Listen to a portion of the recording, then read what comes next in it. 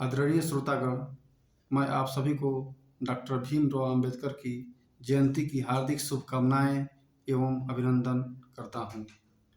Doctor Bhimrao Ambedkar का जन्म आज ही के दिन 14 अप्रैल 1891 ईस्वी को महाराष्ट्र के कोंकण प्रांत में हुआ था और उनकी मृत्यु 6 दिसंबर 1956 ईस्वी को नई दिल्ली, भारत में हुआ। उनका जीवन काल लगभग इस प्रकार से 65 वर्ष तक रहा है और इस 65 वर्ष में उन्होंने भारत के लिए बहुत सारे कार्य किए हैं, जिनमें सामाजिक कार्य, राजनीतिक कार्य एवं आर्थिक कार्य उल्लेखनीय हैं। सामाजिक कार्यों में उन्होंने दलितों की अधिकारों की लड़ाई के लिए एक मूक नायक पत्रिका का प्रकाशन किया था, जिसके माध्यम से उन्होंने दलित वर्ग के अधिकार की लड़ाई लड़ी।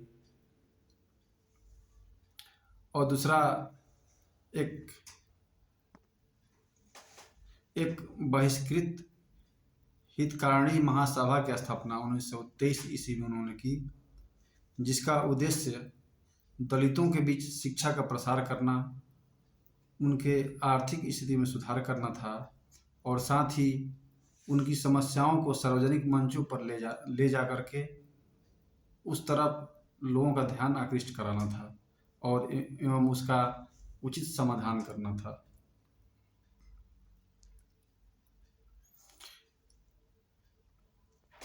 अंबेडकर जी का जीवन बहुत ही संघर्षमय रहा है।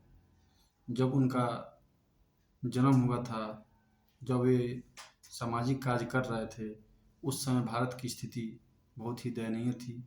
उस समय भारत ब्रिटिश उपनिवेश का गुलाम था। देश पर अंग्रेज़ों की सत्ता थी, सरकार थी और वे लोग अपनी तरह से देश को रेगुलेट कर रहे थे। अंबेडकर जी के जीवन में बहुत सारी समस्याएं आई, बाधाएं आई, लेकिन उन्होंने उसका निडर होकर के विरोध किया और दृढ़ संकल्प होकर के कठिन परिश्रम के द्वारा उन सारी समस्याओं पर विजय प्राप्त की और अंत में प्रसिद्धि को प्राप्त किए। उस समय सबसे बड़ी समस्या थी हिंदू जाति के द्वारा अपनाई गई जाति व्यवस्था, जिसमें 4 प्रकार की जातियां थी: ब्राह्मण, क्षत्रिय, वैश्य और शूद्र, जिसको कि बाद में जन्म के आधार पर लागू कर दिया गया था।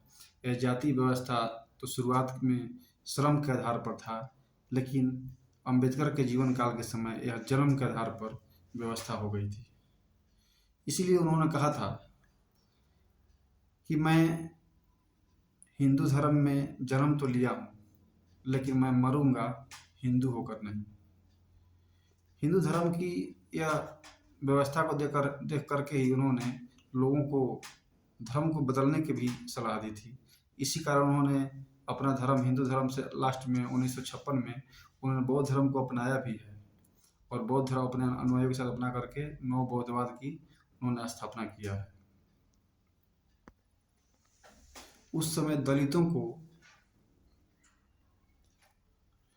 सार्वजनिक कुओं एवं तालाबों में पानी भरने नहीं दिया जाता था।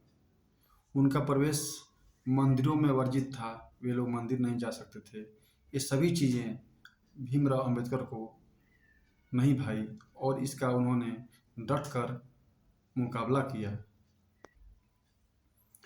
1927 ईस्वी में मुंबई के कोलाबा स्थित चादर टंग से उन्होंने महार सत्याग्रह का आयोजन किया।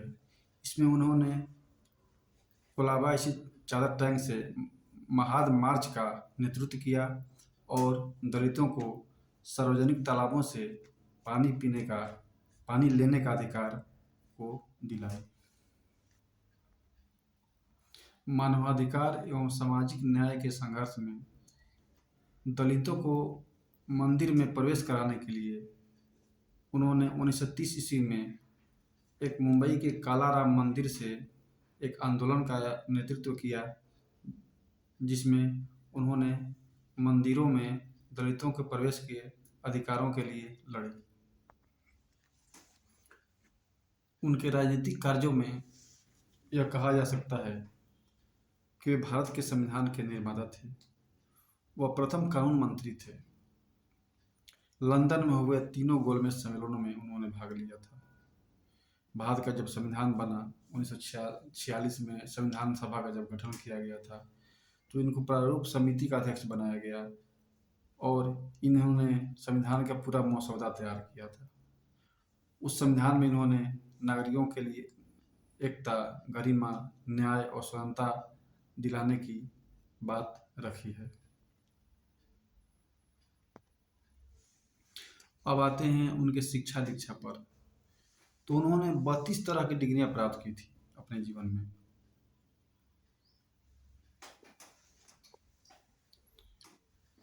बॉम्बे विश्वविद्यालय से उन्होंने राजनीति विज्ञान एवं अर्थशास्त्र से स्नातक की डिग्री प्राप्त की थी। कोलंबिया विश्वविद्यालय से उन्होंने पीएचडी की डिग्री प्राप्त की थी। लंदन स्कूल ऑफ इकोनॉमिक्स से उन्होंने डीएससी को उपाधि प्राप्त की थी। इस प्रकार उन्होंने कुल 32 डिग्रियां प्राप्त की थी। उनको 1990 में भारत रत्न से पुरस्कृत भी किया गया था। इस प्रकार उनका महान पुरस्कार भारत रत्न है, जो कि 1990 में उनको दिया गया था। कोई भी व्यक्ति महान बनता है तो उसमें उसको प्रेरित करने वाले, उसको मार्गदर्शित करने वाले गुरु का भी योगदान होता है। तो उन्होंने 3 गुरु को माना था। प्रथम गुरु तो उनके गौतम बुद्ध थे, जिनके करुणा, न्याय एवं समानता के विचार से भीमराव अंबेडकर बहुत प्रभावित थे। और दूसरे गुरु बनारस घराने के कबीर दास थे, जिनके दोहें जो कि समानता का संदेश, जाति पाति की व्यवस्था का विरोध, कर्म की प्रधानता को देने वाले हैं, से वो प्रभावित थे। तो कबीर के दोहे भी उनके गुरु थे। और तीसरे गुरु ज्योतिबा फुले थे, जिनके सामाजिक कार्य के प्रति से वो विशेष प्रभावित थे। तो आइए अब जानते हैं कि कबीर के दोहे किस प्रकार उन्होंने प्रभावित किया है, क्यों कबीर के दोहे को वे पसंद करते थे। कबीर दास के दोहे जो कि जाति पाति की व्यवस्था का विरोध करते हैं, जैसे उनके एक दोहे हैं,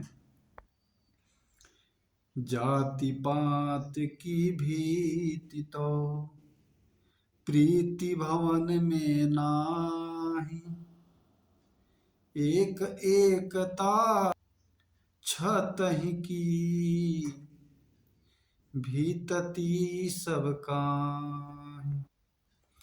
अंबेडकर जी का विचार था कि व्यक्ति जन्म से नहीं कर्म से महान होता है। और इसी प्रकार के दोहे भी कबीर के हैं। अरे जाति का पूछे साधु की, पूछ लीजिए ज्ञान, मोल करो तलवार का, पड़ा रहने दो म्यान। इसका अर्थ है किसी सज्जन व्यक्ति का जाति नहीं पूछनी चाहिए कि किस जाति का है, उससे ज्ञान पूछ लीजिए। जिस तरह की तलवार का महत्व होता है, वो किस म्यान का है, इसका कोई महत्व नहीं होता है। कबीर दास के दोहे समानता का संदेश देने वाले भी हैं। जैसे एक उनका दोहा है,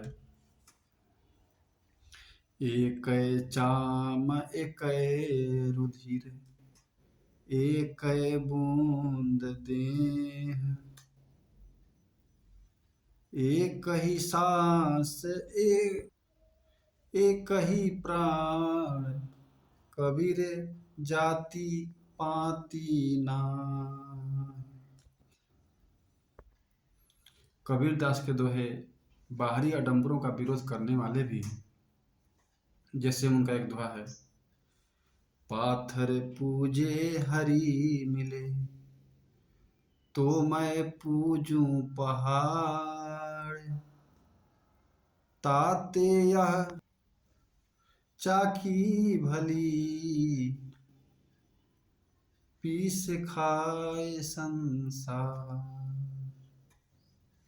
मैं कहना था कि अगर पत्थर पूजने से भगवान मिले तो मैं पहाड़ को पूजूं, और उसको पूजने से क्या फायदा है? उससे अच्छा तो चक्की है, जिससे कि पीस करके अनाज लोग संसार के खाते हैं।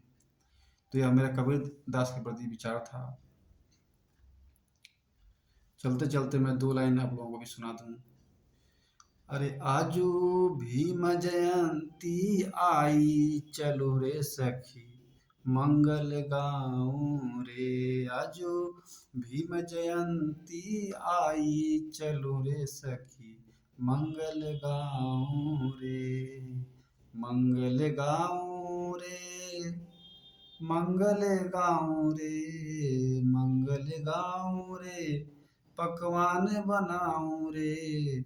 आजू भीम जयंती आई, चलो रे सखी मंगल गाऊं रे। आजू भीम जयंती आई, चलो रे सखी मंगल गाऊं रे।